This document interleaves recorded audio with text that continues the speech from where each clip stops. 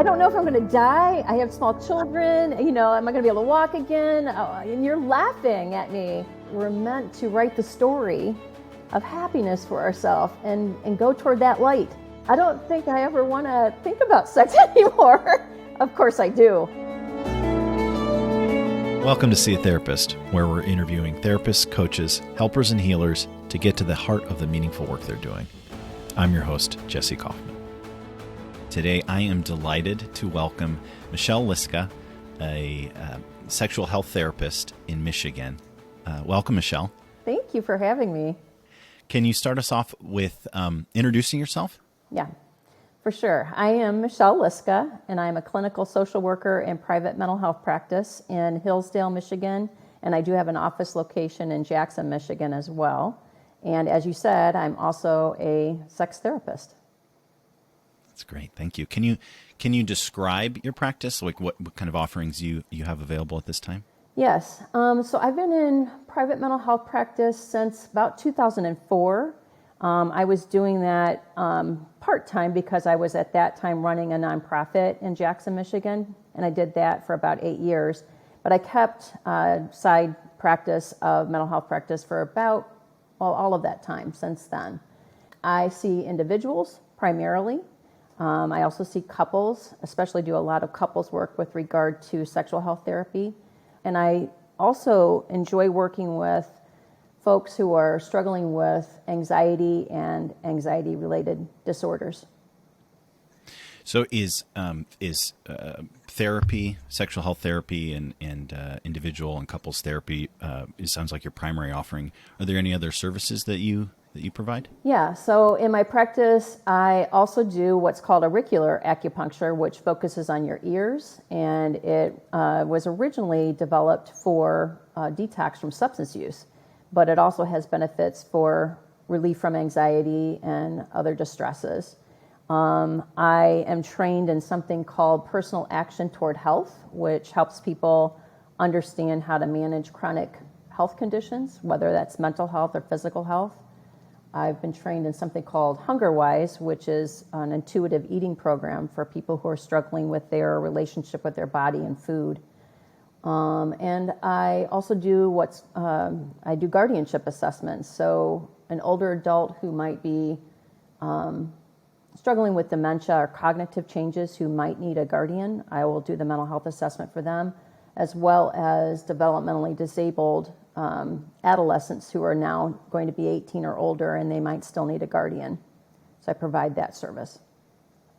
You have some really comprehensive offerings. That's great, Michelle. Yeah, and I actually took some training. I haven't finished yet to also be an end-of-life doula.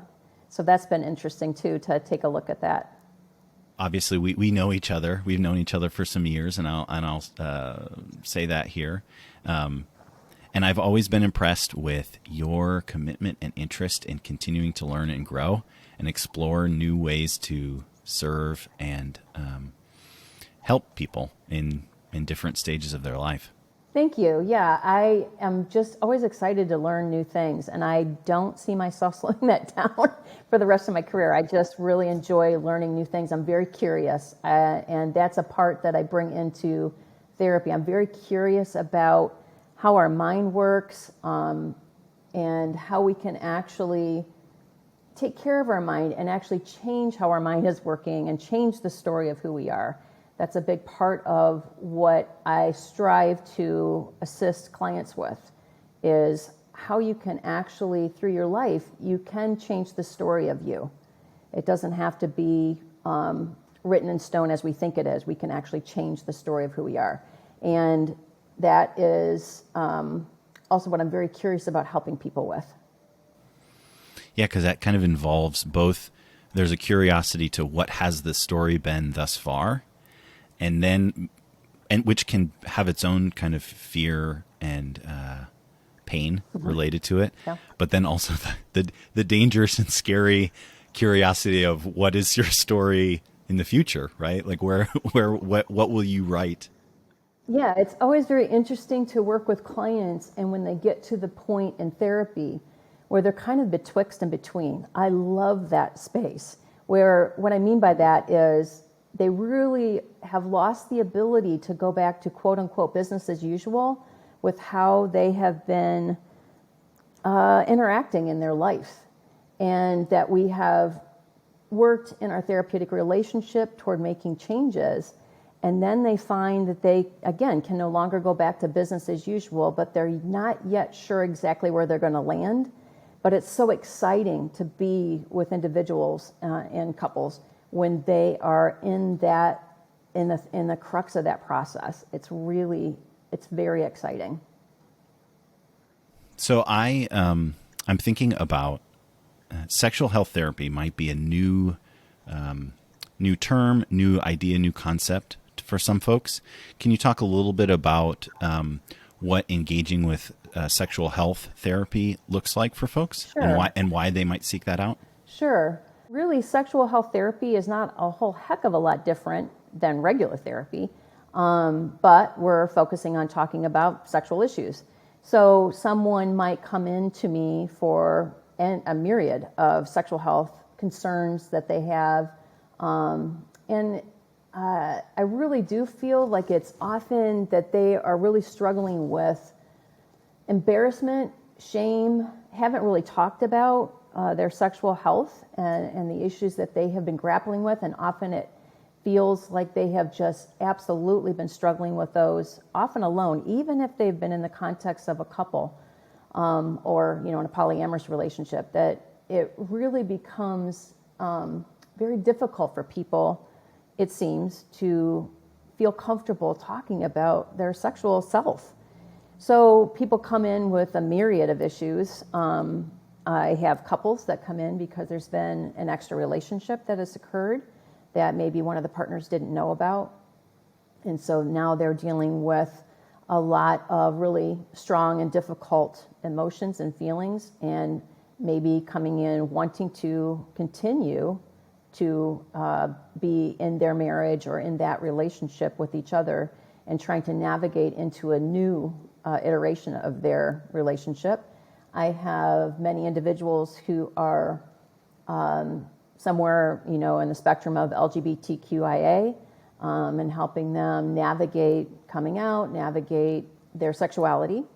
I work with a lot of trans individuals, people who are considering or are wanting to transition their gender.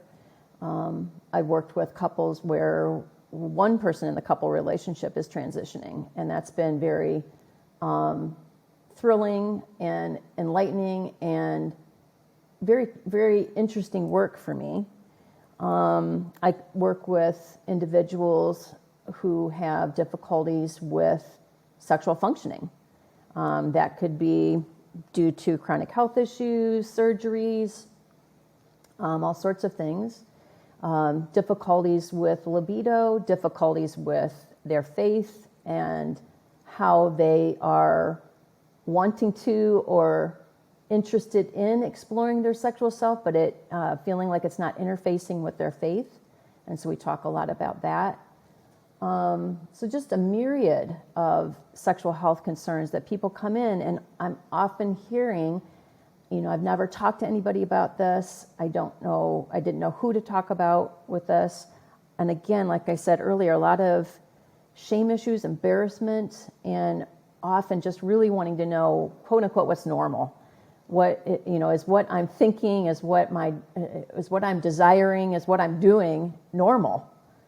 And so a lot of the work is really helping that client be able to talk about their sexual self and normalize it and reduce shame. I find myself thinking about therapists and a generalist, right? Like a generalist therapist, right? And when clients are reaching out to a therapist, feeling maybe unsure of what they can talk about, what they can and cannot share, disclose, work on, and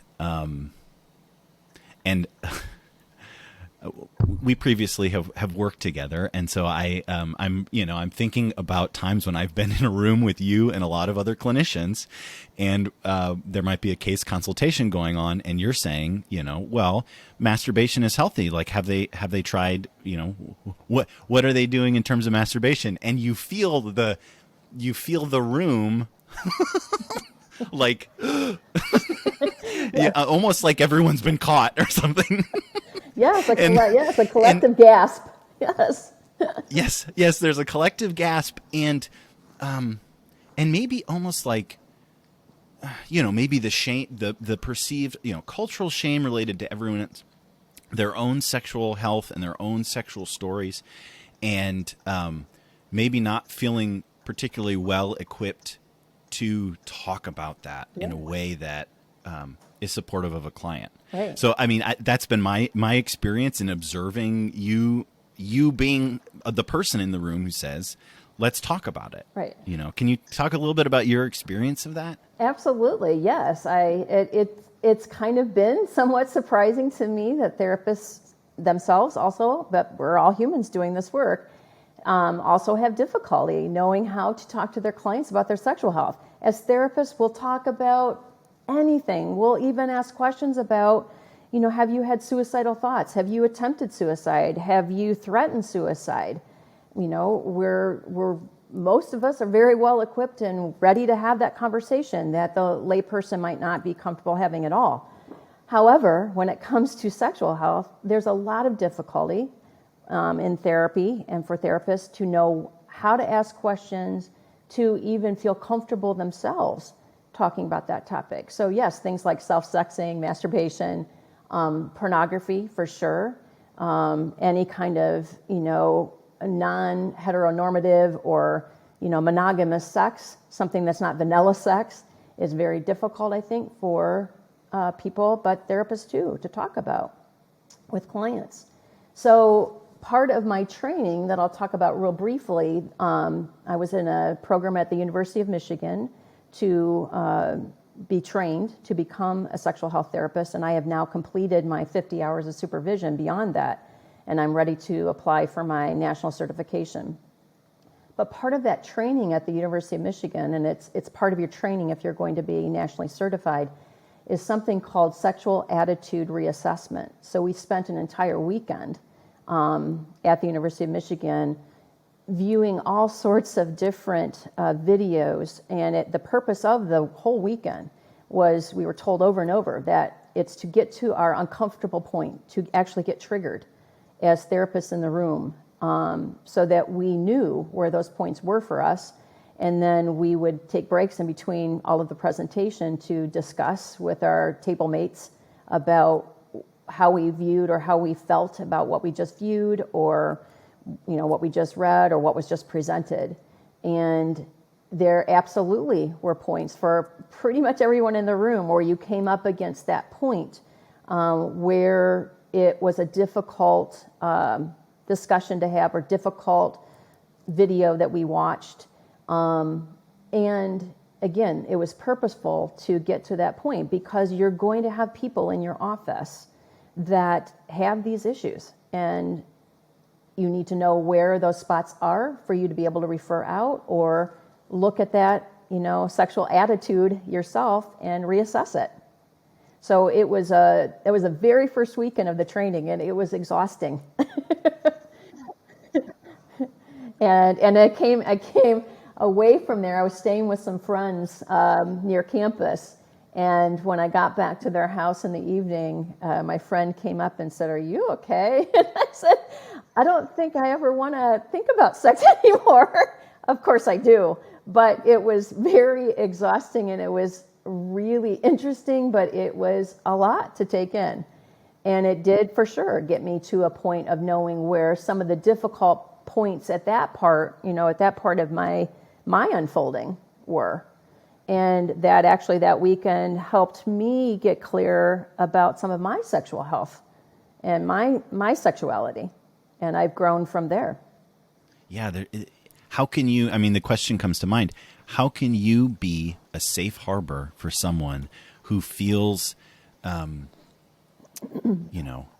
buffeted about by the storm, both in their own life, mm-hmm. but also cultural, like as you mentioned before, cultural shame and messaging, and so like you can't be that safe and secure place unless you've done your own work, unless you've Absolutely. been, you know, Yeah, absolutely. I mean, one of the things that frankly triggered me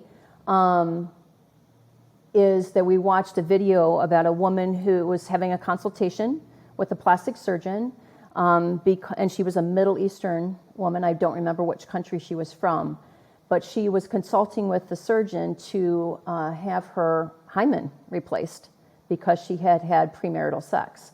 And she was saying in the video that, you know, you don't understand. My family will be killed when I am married off, when it's found out that I am not a virgin because I no longer have an intact hymen.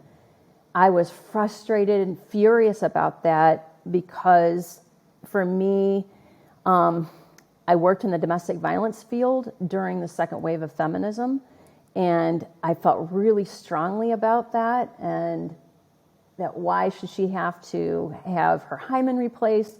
But when she said that in the video, that you don't really understand, she was saying this to the physician, that my family will be killed, I was realizing like I'm coming from my feminist American culture, you know, viewpoint, and I really needed to be more aware of, you know, further aware of cultural issues, and not just coming from the lens of, you know, being a white woman in America. Wow, I appreciate your vulnerability in sharing that, and your candor. Yeah, that thanks for that, Michelle. Because there is this. You said in our unfolding, right? Who we are as people and how we unfold, and that influences the care that we bring. Which kind of has me curious about how can you share the story of how you decided to become a therapist? Yeah, that's a long time ago. So we're talking clear back in undergrad. So this was, I'm going to date myself here. So this was in, my undergrad was 1986 through 90. I actually attended Hillsdale College in Hillsdale, Michigan. And my tagline with that is usually that I personally don't align with Hillsdale College as far as their political stance. But I will say that the education, the liberal arts education I received there was phenomenal. It was very rigorous. It was phenomenal. And it still to this day does help me kind of connect dots when I'm working with clients in ways of understanding the classics and understanding history. But my journey started there. At the time I was at Hillsdale College, I was a non-traditional student. I had 2 children. I was married. And then soon in my college career, I became divorced. And so I thought I really need to make money. I was really like, I was scared financially. And so I would put myself on this business track. It just didn't resonate. And so I decided then that I thought I would be an attorney, because at that point I thought, well, I've been through a lot in my life already, and I think that that will be a way that I can use what I've been through and use my talents and my brain. And took a mock LSAT and failed it miserably. And so then I just said, okay, what next? So actually I had a friend at the time who was on the track to become a social worker. So I kind of talked with her. So some of the things that also fed into that is that I was a teen mom. I had a child at 18, and so I had that experience. Quickly after that, before my son at that time was 2, he was diagnosed with cancer. He's fine now. He's 38 and he's fine, but it was a harrowing experience. It was one of the most difficult mental health experiences of my life. I got very close to what I think would have been, quote unquote, a nervous breakdown, just a really big breakdown because of his health and not knowing for a few weeks what was going to happen. At that time, my marriage was violent, and shortly after that, I had to leave that marriage, escape that marriage to be safe, and found myself in poverty with children, and actually on public assistance for 4 years. So those things all really kind of directed me toward, well, what is all this happening for? And I tend to be a person to connect dots, like I was saying earlier. Like, what is this telling me? What is this, informing me here? What can I do something with this? And I really do feel like those early experiences that happened before I was 25 or so, really led me to have the ability to understand and translate some of those things I'd been through when I'm working with clients. I've also put myself in a lot of therapy, which I think for me has been crucial. I do think it's important for therapists to be in therapy. And again, I don't think people have to necessarily be in 8 years of therapy like I was, but that was important for me. And I learned a lot about what it means to sit over in the therapy chair and be engaging in therapy and turning over rocks and dusting things up, and it's exhausting. And I would literally go home from therapy and need to take naps. I couldn't do anything the rest of the day. But how, again, where I found myself again between, like I said earlier, I couldn't do business as usual anymore. And then I knew I was moving to something new, but that betwixt and between part it can be just so unsettling and thrilling at the same time, because you know you're getting somewhere and you know that you are moving away from the stuff that didn't work. But it is frightening and it's so discombobulating. But again, exciting and thrilling. So that part I bring to my work as a therapist, and that part's really important to me, to remember what that's like to sit over there in that other chair. Another thing that had happened to me after even all of that is that I was out running one day and I ended up getting hit by a vehicle. And I was in intensive care. I didn't know what had happened to me because I was actually in a drug-induced coma for a few weeks until they could do surgery. And at that point in time, it was kind of like another reminder, like, okay, uncle, I think I got the message, But I did have, whether it was, drug-induced or, some sort of epiphany insight, it was this piece of not exactly knowing yet what had happened to me, but having some floating in of consciousness and hearing bits and pieces. So I kind of gathered that I'd been in an accident. And so I had this vision that I was in this forest that was really foggy, and that there was this teenage, and I equated it to an angel, but a teenage boy who was laughing at me. And I was like, what the fuck? I don't know if I'm going to die. I have small children. Am I going to be able to walk again? And you're laughing at me. And I was so anxious. And the message I got was from this angel or this teen. It just irked me. It was a teenage boy. I'm like, what the fuck? But, the message I got was that, we're all supposed to be happy, whatever that takes. And so it was another reminder for me that, yes, we're meant to write the story of happiness for ourselves and go toward that light. Go toward the light that makes our hearts sing, that resonates with us, that we live fully in our body. That's another piece that I talk about with clients. Where do you live in your body? Do you live, in your head? Do you live maybe a little bit into your torso? Do you live all the way out to the tips of your fingers, tips of your toes? That's what I strive to help people to do. And that's the part where they're betwixt and between. I know they're going to land over where they're living fully in their body. And that means just living fully of whatever their life is for them. So that was another reminder at that point in my life, like, oh yes, striving toward that. And so I left and obviously I'm well, and went to grad school and got my master's in social work the year after that accident. When you talk about the the fucking teenage boy laughing, and how that really kind of inspired you, or how you integrated that into your understanding as like, I can be happy, right? Mm-hmm. Like we get to seek that. We get to follow through on our desires to get to that place of contentment or happiness. And I, as I was thinking about that, I thought, ooh, what a scary thing for a client who's bringing a sexual health concern, because there is, I think a lot of people fear their desires and fear following through on them in some way. Can you talk a little bit about how do you approach clients when you see that moment where they're the thing that they're scared to say, but that it's connected to their desire? Well, often I start out by saying, I've been doing this for a very long time. You're probably not going to say anything that's going to shock me. And I often will say, and you don't have any clue about my sexual health, so you don't know.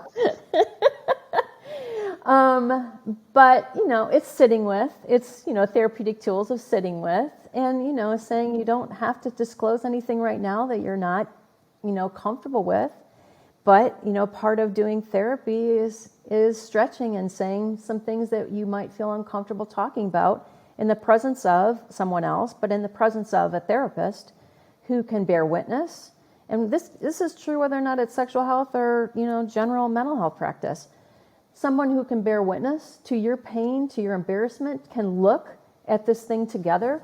And I'm going to go off on a little bit of a tangent here, but one of the things that, whether it's sexual health or whether it's, again, just general mental health practice, the vision I will share with clients, or the metaphor I use, is I often see myself as kind of like Star Trek, like I'm getting beamed into their life, and I'm like following them on the path and just trying to get used to the whole path. Like, where are we? What's this look like? Where did we beam into?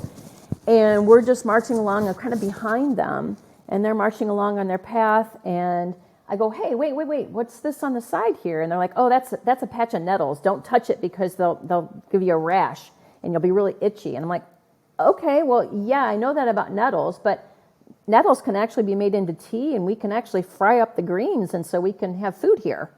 And they're like, yeah, but don't touch the nettles. I'm like, okay, but I'm going to note the nettles over here. So I'm going to note that this thing has happened in your life, and maybe, you have been able to be resourceful in your life, and you have found a way to be resilient in your life, but we're going to note this, or we can use this thing that's happened to you, or maybe you've seen it only as a negative, only as a bad thing. But I'm going to note that that's here. And we're marching along in the path, and I get to know their world a little bit more, and then I'm walking alongside, and then we get to some fork in the road. And I sit down with them, and like, you can choose, but if we are sitting here because we're hungry and we're not sure which way to go, we can eat those nettles back there because we can use what you've learned before. We can use that thing that you think was really horrible before, and you got through that, and you have strengths, and you have resilience. So I'm going off on a little bit of a tangent, but when somebody is coming in with real difficulties about what they are really desiring sexually, again, it really is reducing the shame and just going along with them of like, that your sexual being is yours to explore and to find pleasure in and to celebrate as much as you can in life.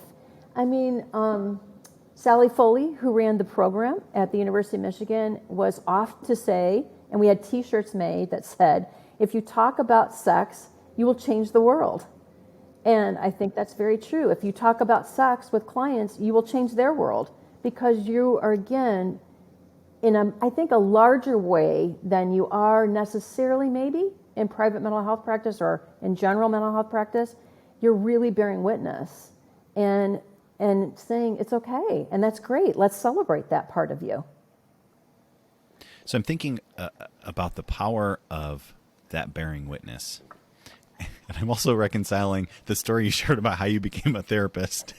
And so now I have a real curiosity of like, well, can you describe the journey to deciding to specialize in sexual health? Yes. So I have created a bucket list of stuff I want to do with my career. I've had that for a long time.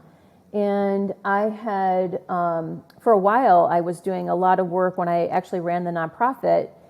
Believe it or not, a focus of that nonprofit was older adult substance abuse prevention. It was a substance abuse prevention agency, but one of the focus points we had was preventing substance abuse among the older adult population. So I was very interested in older adults.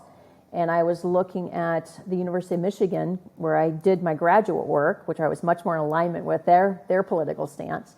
But they had a lot of continuing education programs, and one of them was to have a certificate in working with older adults. And then I saw, when I looked at that they had a program for sexual health. And I was very interested. I'm like, that's interesting.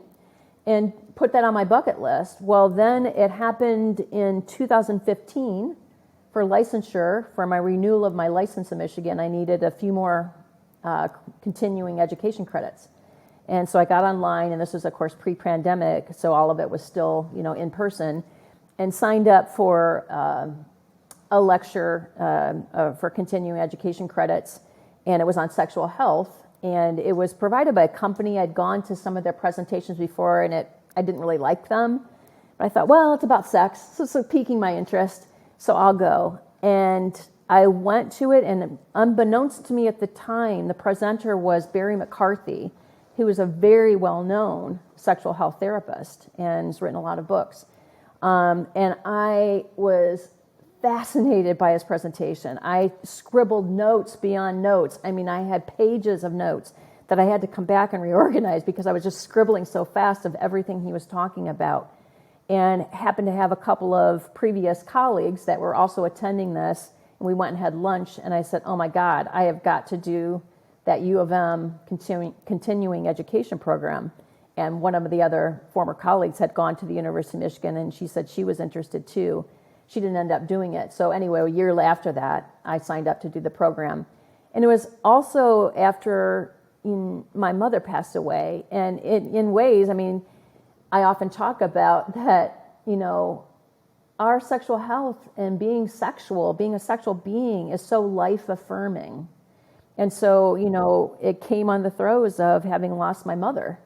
And, I don't know that that's exactly what's meant by that, research to say that, our sexuality is very life-affirming. But, that was something that I just really felt compelled to do at that time. So again, it was a year-long program, and then another year and a half of supervision after that to make sure I was ready to become nationally certified. So I hear piqued interest. I hear curiosity. Is it just following curiosity, or was there some other aspect there that was like, because I will admit I'm a notoriously curious person, but that doesn't always lead to me following the path all the way through. Well, I guess I like sex. I'm interested in sex. So one, that's there. But I will say that I'm glad you asked that question, because there were a couple of other touch points for me before I did sign up for the program. I had a couple of clients at the agency that you and I worked at together, and they both were females. One was a female. This was, again, before I had any educational pieces for sexual health. One woman had come to me, and she had cancer, and she actually has a genetic factor. It's called Lynch syndrome, so it's prevalent in her family. So barring something else, she knows that she will die from cancer because she will continue to have a recurrence of cancer. But in the context of her first diagnosis of cancer, she had a hysterectomy. So we were in the context of a therapy session, and she happened to throw out, I really am not good about using my vaginal dilators. And I said, what? What the heck are you talking about? So she was the one having to educate me about vaginal dilators and the importance of those once you've had a hysterectomy or any kind of, vaginal surgery or any kind of, surgery of that sort, that we have atrophy. I mean, think about it. If you have any kind of major surgery, you're going to need physical therapy afterward. So I was fascinated. I'm like, why have I never heard about this? Why is this something that doctors routinely talk about? I had never heard of it. So she was the one educating me about it. And then right around the same time, I had another female client who was diagnosed with uterine cancer, didn't have a complete hysterectomy, but had not been told about vaginal dilators, and so came to me after being able to have intercourse again, and was distraught beyond belief because had so much pain with that first time having intercourse after the hysterectomy, and was so distraught because for her, her sexuality was very important, and she had been adamant with her surgeon talking, about what's going to happen to me and my sexuality and my sexual response, having this hysterectomy, and was concerned about having her cervix removed or not because of it being part of her sexuality. So I didn't know at that time that there are things like physical therapists, that there are pelvic floor physical therapists out there. And I know that now, but I didn't know that then, to help this client be able to, have some intervention so that maybe she wouldn't have had that level of pain, because that gets pain, with intercourse or with penetrative sex, gets so psychologically connected and imprinted. And then, of course, we're bracing up and creating more pain if we're anticipating pain when we're going to have any kind of penetrative sex. But again, I didn't know all of that then, but I'm like, I got to fucking learn more. I don't understand what's happening. I don't understand why there isn't more information out there. I don't understand why, 30 years into my career as a therapist, that I don't know more about sexual health. And so those were very compelling pieces that led me to sign up for the program. What a gift to your clients that you were willing to admit what you did not know, and willing to follow through. I mean, yes, you had your own curiosity, but it kind of, what I hear is like a pairing up with the passion of wanting to be of support to others, wanting to, and not just support, but like empower, right? Like to walk with them through the challenges and some of the shame they might experience, into a place where they can feel more present in their body, where they can return to desire and enjoyment and connection, both with themselves and with others. And and pleasure. And I guess I will add, I just popped into my head as you were speaking, that another client that did happen again before I took the program was a male client who had prostate cancer. And I don't remember, frankly, the technical term for it, but it had the prostate frozen and they could scrape the cancer out. And was describing to me, he was in his 70s, but I don't think he would mind me saying this. He was Jewish and very curious himself. And I am saying that because my experience is that when I work with Jewish clients, they're very curious and they want to talk a lot about, things that most of us don't want to talk about, which I love. So I don't know if that's stereotyping or what, but he was very curious about sex, and he was very open with me talking about his sexuality, and was describing to me what I know now is a retrograde orgasm. He was describing to me an orgasming that felt like it was internal. And as he described it in great detail, I said, that really sounds like how I have an orgasm. I didn't know, again, at the time, that this is a thing that can happen. So again, it was another thing like, wow, what is happening? And I'm relying on, again, my clients with their knowledge base, but limited knowledge base, to try and explain to me these things that they were not educated about. And so again, it was just like, what is happening that this far into my career, that I don't ask routinely my clients about their sexual health, that we're not talking about this very often, and that unless I'm asking these questions or creating an environment for clients to talk, we're not talking about this. And I don't know. I just don't know enough about human sexuality to feel like I'm going to do good therapy with them. Well, I thank you for following through on the invitation to learn more and to continue to be of service to people.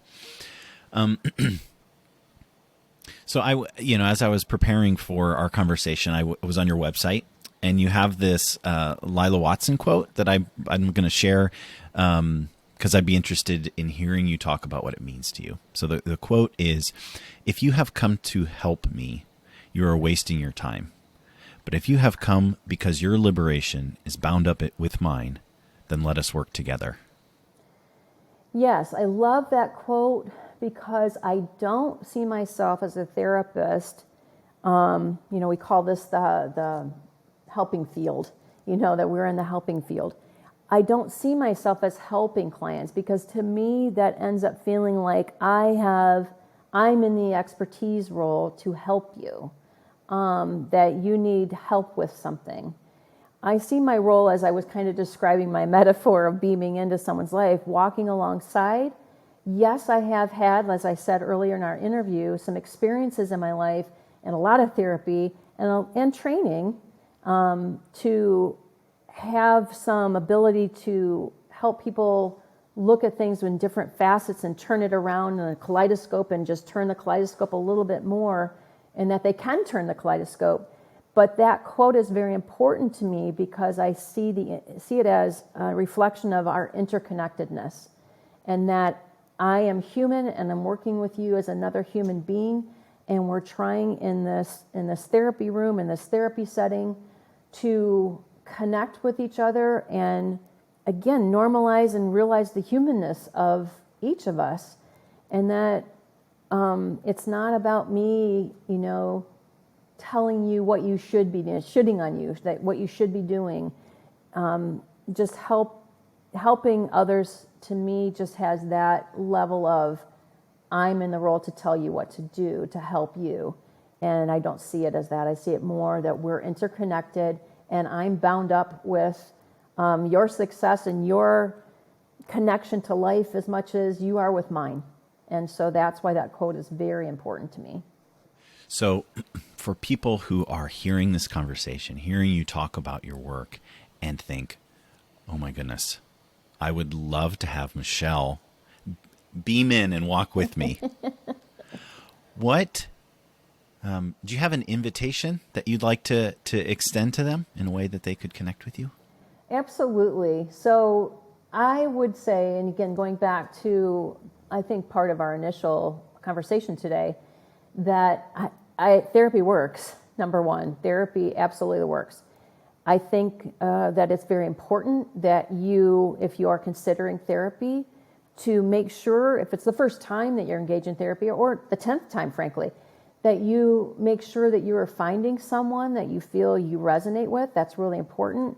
I tell clients in the first session, I'm looking so forward to working with you, but it absolutely will not be taken personally at all if you come in and say, I don't think this is a good fit, because that's important to build that relationship. And again, as I just know therapy works, and that we can change the story, as I was talking earlier.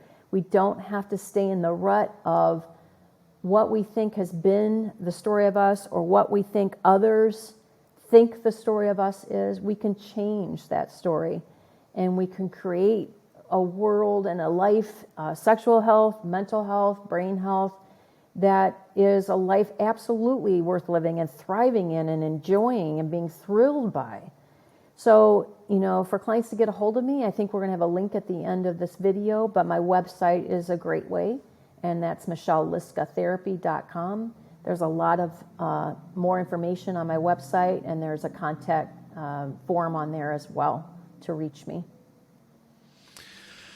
Oh, well, I feel so grateful for this conversation with you, Michelle. I both am feel honored by your presence and your candor and your vulnerability and your passion for the work that you do, and to be the one in the room when something like that is, people are embarrassed to talk about, can be the one who stands tall in that and says, well, no, we need to talk about masturbation, and is this helpful to this person, right? Just the